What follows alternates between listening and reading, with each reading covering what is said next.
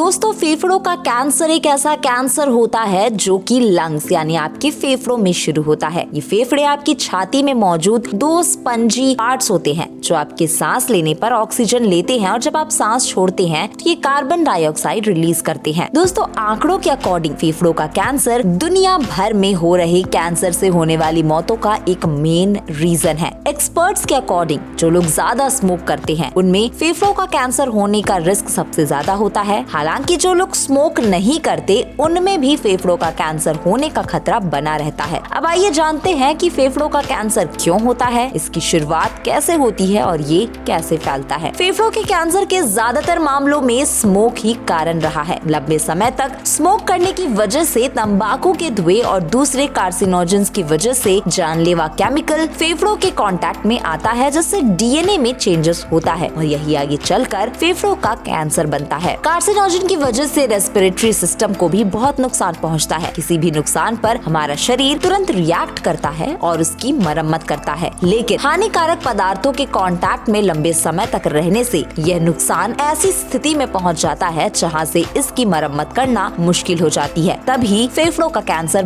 बन जाता है जहां से वापस लौटना पॉसिबल नहीं होता। सामान्य तौर पर फेफड़ों का कैंसर बहुत तेजी से फैलता है। स्मॉल सेल्स का फेफड़ों का कैंसर धीरे धीरे बढ़ता है और दूसरे नॉन स्मॉल सेल्स के कैंसर के मुकाबले बहुत ही तेजी से फैलता है। 70% मामलों में डायग्नोसिस के जरिए स्मॉल सेल फेफड़ों का कैंसर फैल चुका होता है। आइए जानते हैं कि फेफड़ों के कैंसर के शुरुआती सिम्टम्स यानी लक्षण क्या क्या है। सबसे पहला, लगातार खांसी, खून के साथ खांसी या जंग के रंग वाला बलगम, सीने में दर्द, गहरी सांस लेने या खांसी होने पर ये दर्द बढ़ना, वजन में कमी, भूख की कमी, सांस लेने में तकलीफ, सामान्य तौर पर कमजोरी, आवाज का बैठना। फेफड़ों के कैंसर होने के जब आप सेकंड स्टेज में पहुंचते तो इसमें आम लक्षण क्या क्या हो सकते हैं उसके बारे में भी चलिए जल्दी से जान लेते हैं। दोस्तों ऐसी स्थिति में बलगम में खून आना, बिना किसी कारण के वजन कम हो जाना, सांस लेने में सबसे ज्यादा दिक्कत, भूख लगने में कमी और समझाया ना जा सकने वाली लंबे समय तक चलने वाली खांसी। अब आइए जानते हैं फेफड़ों की कैंसर के क्या टाइप्स है। तो दोस्तों इसके 5 टाइप्स है। Small cell cancer, non small cell cancer, adenocarcinoma, squamous cell carcinoma, large cell carcinoma. फेफड़ों के कैंसर का पता लगाने के लिए भी बहुत सारे टेस्ट किए जाते हैं जिसमें है सीने का एक्सरे यानी चेस्ट एक्सरे, लो डोज सीटी, HRCT, PET CT